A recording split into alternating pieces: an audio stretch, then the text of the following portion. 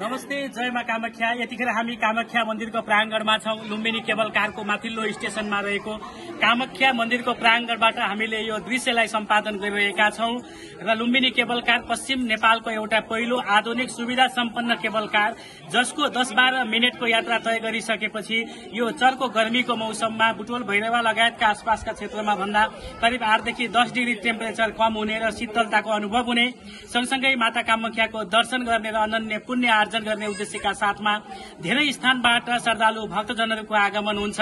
तपाईले क्यामेराको फ्रेममा पनि देख्नु भएको छ, श्रद्धालु भक्तजनहरूको आगमन भइसकेको छ। हामीले देख्न सक्छौं धेरै दिदी बहिनीहरू एउटै ड्रेसमा सजिएर कामाख्याको दर्शनमा आउनु भएको छ। यहाँहरू सम्पूर्णलाई स्वागत छ। आज कामाख्या माताको दर्शन गर्नु भएको छ, लुम्बिनी केबल कारको यात्रा तय गर्नुभयो, बसन्तपुरमा आउनुभयो, के कस्तो लागिरहेको छ यहाँ आइपुग्दा? एकदम राम्रो लागिरहेछ। एक त यहाँ के भन्छ अरे कामाख्या देवीको जो भाइब छ, जो एनर्जी छ, एकदमै पावरफुल छ। किनभने हामी यसमा चाहिँ वर्षमा कम्तीमा पनि हामी 5 देखि 6 पटक त हामी आएकै हुन्छौँ। एकदमै कम भनेको 4 पटक त हामी आएकै हुन्छौँ है।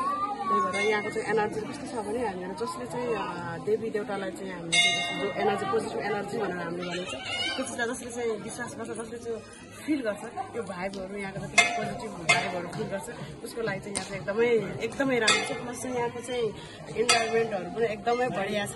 यहाँको चाहिँ हावापानीहरू सब चिजहरू एकदमै कुल, एकदमै आनन्द। तपाईँ पश्चिम नेपालको पहिलो केबल कार चढ्नुभयो, लुम्बिनी केबल कारको यात्रा तय गर्नुभयो। विश्वकै सबैभन्दा सुविधा सम्पन्न र लेटेस्ट टेक्नोलोजीले निर्माण गरेको केबल कार पनि हो यो केबल कार। तपाईँ यो केबल कार चढ्दै गर्दा कस्तो अनुभूति भयो तपाईँलाई? एकदमै रमाइलो। यहाँबाट बुटवलको जो त्यो सिनहरू, त्यो एडुहरू, भ्यूहरू एकदमै राम्रो देखिन्छ। तलबाट गर्मीबाट फेरि माथि आउँदाखेरिको त्यो पुरै फिलै छुट्टै फिल छ, एकदमै पोजिटिभ भाइबहरू आउँछ। किनभने फेरि एक त फेरि देवी यहाँ कामाख्या माको जो एनर्जी, उहाँको जो शक्ति यहाँ जो छ, त्यो चिजले गर्दाखेरि पनि होला। प्लस हर चिजबाट चाहिँ एकदमै राम्रो छ। 5-6 चोटि यो स्थानमा आइपुग्नु भएको छ। यहाँबाट आइसकेपछि माताको दर्शन गरिसकेपछि तपाईँको भौतिक शरीरमा चाहिँ कस्तो किसिमको ऊर्जा पैदा हुन्छ? छुट्टै भाइब, पोजिटिभ भाइब।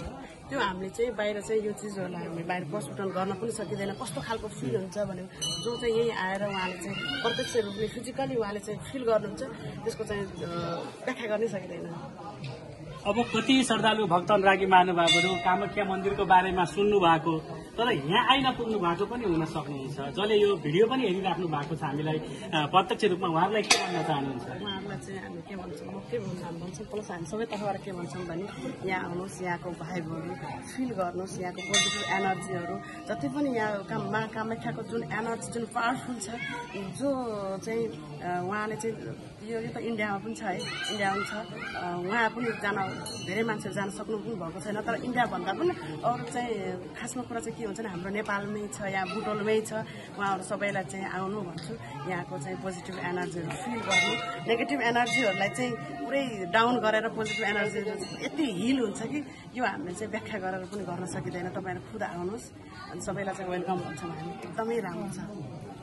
धन्यवाद यहाँहरूलाई। हामीले कुराकानीमा पनि सुन्यौं, उहाँहरूले यो मन्दिरको दर्शन गर्न करिब 3-4 चोटि 5 चोटिसम्म आइपुग्यौं। यहाँ आइसकेपछि शरीरमा अर्कै खालको ऊर्जा पैदा हुन्छ, शरीरमा पोजिटिभ भाइब्स उत्पन्न हुन्छ, नेगेटिभ भाइब्स चाहिँ डाउन भएर जान्छ भन्ने कुरा पनि उहाँहरूबाट सुनेका छौं। उहाँहरूबाट सकारात्मक प्रतिक्रिया पनि पाइरहेका छौं। यदि तपाईँ पनि आउन भ्याउनु भएको छैन, यदि कामाख्याको यात्रा तय गरेर धर्म यात्रामा निस्किन चाहनुहुन्छ र कामाख्याको दर्शन गर्न चाहनुहुन्छ भने आउनुहोस्। लुम्बिनी केबल कारको तल्लो स्टेशन बुटवलको गोलपार्कमा छ। करिब 12 मिनटको यात्रापछि हामी तिनाउतिन बसन्तपुर पाल्पामा पुग्न सक्छौं र माता कामाख्याको दर्शन गर्न सक्छौं। यतिन्जेल भिडियोलाई हेरेर साथ दिनुभयो यहाँहरू सम्पूर्णलाई धन्यवाद दिन चाहन्छौं। धन्यवाद।